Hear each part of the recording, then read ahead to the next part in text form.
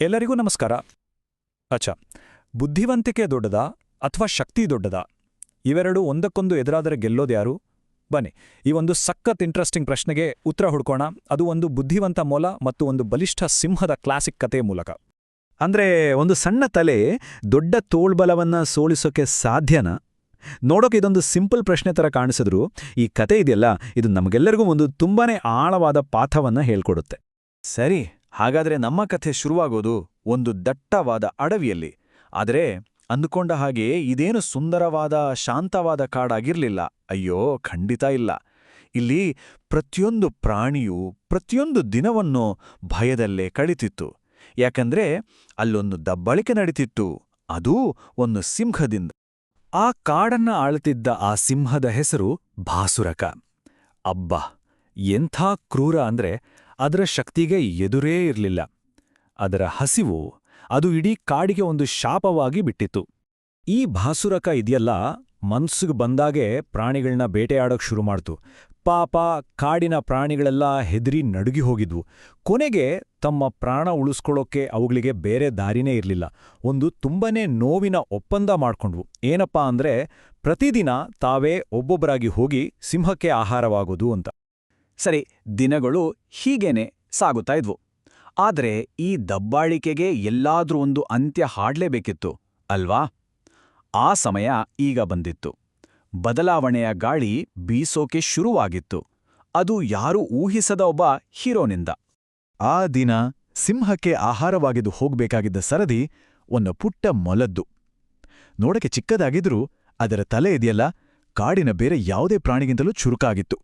ಹಾಗೆ ಸುಮ್ಮನೆ ಹೋಗಿ ಸಾಯಕ್ಕೆ ಆ ಮೊಲಕ್ಕೆ ಸ್ವಲ್ಪನೂ ಇಷ್ಟವಿರಲಿಲ್ಲ.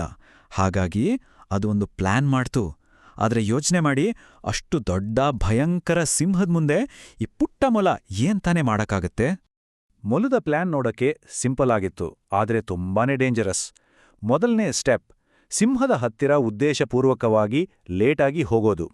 ಎರಡನೇ ಸ್ಟೆಪ್, ಸಿಂಹದ ಕೋಪ ಮತ್ತು ಅಹಂಕಾರವನ್ನೇ ಅದಕ್ಕೆ ವಿರುದ್ಧವಾಗಿ ಬಳಸ್ಕೊಳ್ಳಕ್ಕೆ ಒಂದು ಒಳ್ಳೆ ಕಟ್ಟುಕತೆ ರೆಡಿ ಮಾಡ್ಕೊಂಡಿತ್ತು. ಇಲ್ಲಿಂದ ಕಥೆಯ ಒಂದು ಮಹತ್ವದ ತಿರುವು ಪಡ್ಕೊಳ್ಳುತ್ತೆ. ಒಂದು ಕಡೆ ಹಸಿವಿಂದ ಕೆರಳಿ ಕೆಂಡವಾಗಿದ್ದ ಸಿಂಹ, ಇನ್ನೊಂದು ಕಡೆ ತನ್ನ ಬುದ್ಧಿಯನ್ನೇ ನಂಬ್ಕೊಂಡಿದ್ದ ಪುಟ್ಟ ಮೊಲ. ಆ ಮುಖಾಮುಖಿ ಶುರುವಾಯಿತು. ಲೇಟಾಗಿ ನಿಧಾನವಾಗಿ ನಡ್ಕೊಂಡು ಬರ್ತಿದ್ದ ಪುಟ್ಟ ಮೊಲವನ್ನ ನೋಡಿದ ತಕ್ಷಣ ಸಿಂಹಕ್ಕೆ ಹಸಿವು ಮತ್ತು ಕೋಪ ಎರಡೂ ಸೇರಿ ಮೈ ಉರಿಯೋಕ್ ಶುರುವಾಗಿತ್ತು.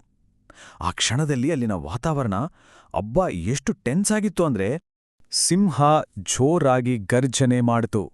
ಏ, ಯಾಕಿಷ್ಟು ಲೇಟು? ನಿನ್ನಂತ ಚಿಕ್ಕ ಪ್ರಾಣಿ ತಿಂದ್ರೆ ನನ್ನ ಹೊಟ್ಟೆ ತುಂಬುತ್ತಾ? ಆದ್ರೆ ಮೊಲ ಸ್ವಲ್ಪನೂ ಹೆದರ್ಲಿಲ್ಲ. ತುಂಬನೇ ಧೈರ್ಯದಿಂದ ಹೇಳಿತು, ಮಹಾರಾಜರೇ, ದಯವಿಟ್ಟು ಕ್ಷಮಿಸಿ, ನಂದೇನೂ ತಪ್ಪಿಲ್ಲ. ನಾನು ಬರೋ ದಾರಿಯಲ್ಲಿ ಇನ್ನೊಂದು ಸಿಂಹ ನನ್ನನ್ನು ತಡೆದು ಇನ್ಮೇಲೆ ನಾನೇ ಈ ಕಾಡಿನ ಹೊಸ ರಾಜ ಅಂತ ಹೇಳಿತು. ಅಷ್ಟೇ, ಮೊಲದ ಮಾತು ಬಾಣದ ಹಾಗೆ ನೇರವಾಗಿ ಸಿಂಹದ ಅಹಂಕಾರಕ್ಕೆ ಹೋಗಿತಾಗಿತ್ತು. ಮೊಲದ ಪ್ಲಾನ್ ವರ್ಕ್ ಆಗಿತ್ತು. ಸಿಂಹಕ್ಕೆ ಕೋಪ ನೆತ್ತಿಗೇರಿತ್ತು.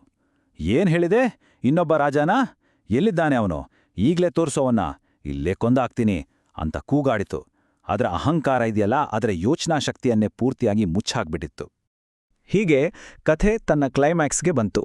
ಕುರುಡು ಕೋಪದಲ್ಲಿದ್ದ ಆ ಸಿಂಹವನ್ನ ಮೊಲ ನಿಧಾನವಾಗಿ ಅದರ ಸಾವಿನ ಕಡೆಗೆ, ಅಂದ್ರೆ ಒಂದು ಆಳವಾದ ಬಾವಿಯ ಹತ್ರ ಕರ್ಕೊಂಡು ಹೋಗ್ತಾ ಇತ್ತು.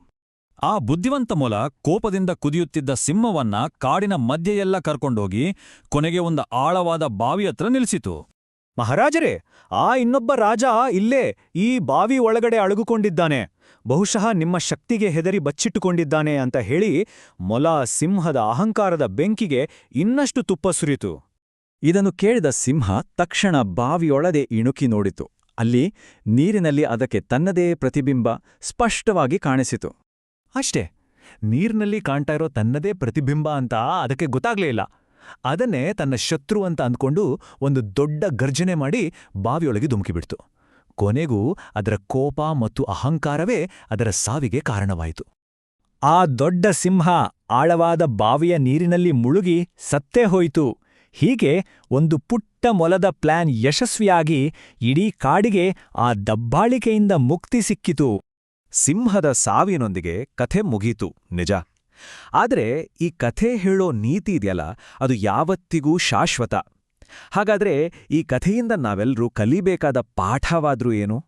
ಈ ಕಥೆಯ ಸಾರಾಂಶ ಒಂದೇ. ಬುದ್ಧಿಯೇ ಬಲ.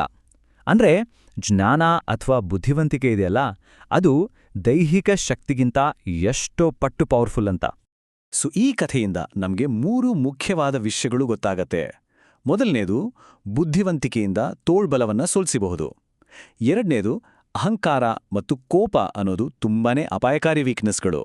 ಮತ್ತು ಮೂರನೇದು, ಎಷ್ಟೇ ಚಿಕ್ಕವರಾಗಿದ್ರೂ ಅವರಿಂದಲೂ ಒಂದು ದೊಡ್ಡ ಬದಲಾವಣೆ ತೋರಕ್ಕೆ ಸಾಧ್ಯ. ನೋಡಿ, ಈ ಹಳೆಯ ಕಥೆಯ ಪಾಠ ಇವತ್ತಿಗೂ ಎಷ್ಟು ರೆಲೆವೆಂಟ್ ಅಲ್ವಾ? ನಮ್ಮ ಇವತ್ತಿನ ಜಗತ್ತಿನಲ್ಲಿ ಬುದ್ಧಿವಂತಿಕೆ, ದೈಹಿಕ ಶಕ್ತಿಯನ್ನಾಗಲಿ ಅಥವಾ ಅಧಿಕಾರದ ಶಕ್ತಿಯನ್ನಾಗಲಿ ಎಲ್ಲಿ ಮತ್ತು ಹೇಗೆ ಸೋಲಿಸುತ್ತಿರಬಹುದು? ಇದೊಂದು ಯೋಚನೆ ಮಾಡಬೇಕಾದ ಪ್ರಶ್ನೆ.